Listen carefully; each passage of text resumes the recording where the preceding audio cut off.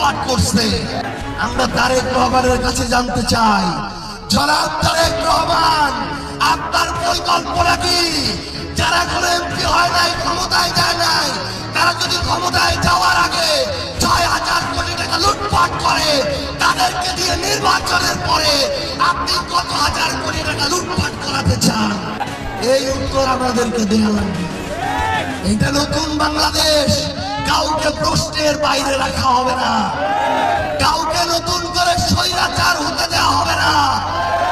আমরা স্পষ্ট করে একটা কথা বলি, জনাব তারেক রহমান ৪ দিন আগে আমার শেরপুরের শ্রীমন্ডি উপজেলার জামাতের সেক্রেটারিকে আপনার বিএনপির সন্ত্রাসীরা দিনে দুপুরে প্রকাশ্যে খুন করেছে।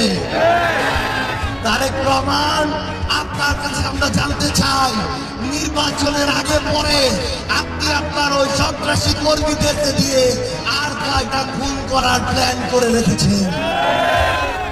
আমরা স্পষ্ট করে একটা কথা বলি, এই বিগত ১.৫ বছরে তোমরা তোমার কামড়া কামড়িতে, বিএনপি নিজেদের কামড়া কামড়িতে ২০০ জনকে মারে ফেলাইছে নিজেদের কর্মীরা।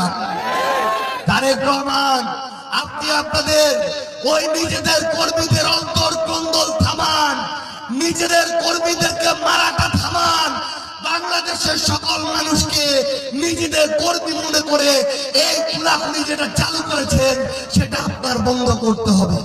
সংগ্রামী উপস্থিতি, সম্মানিত উপস্থিতি, আমরা আপনাদেরকে কথা দিচ্ছি ইনশাআল্লাহ, আজকে যদি আমার কথাগুলো এখানে বিএনপির কোনো ভাইও শুনে থাকেন, আমরা আপনাকে নিশ্চয়তা দিচ্ছি ইনশাআল্লাহ, আপনি যদি ধানের শীষেও ভোট দেন, এই এক আসনে যদি সাপলাকলিও বিজয়ী হয়, পরের ৫ বছর আপনি আমাদের দ্বারা কোনোদিন অন্যায়ের শিকার হবে না ইনশাআল্লাহ।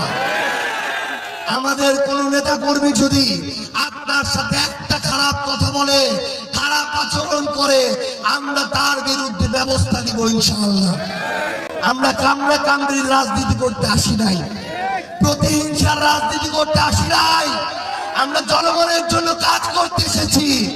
আমরা মনে করি এই পদগুলো নেতাগিরি করার জায়গা না, এই পদগুলো মহান সৃষ্টিকর্তার পক্ষ থেকে একটা আমানত।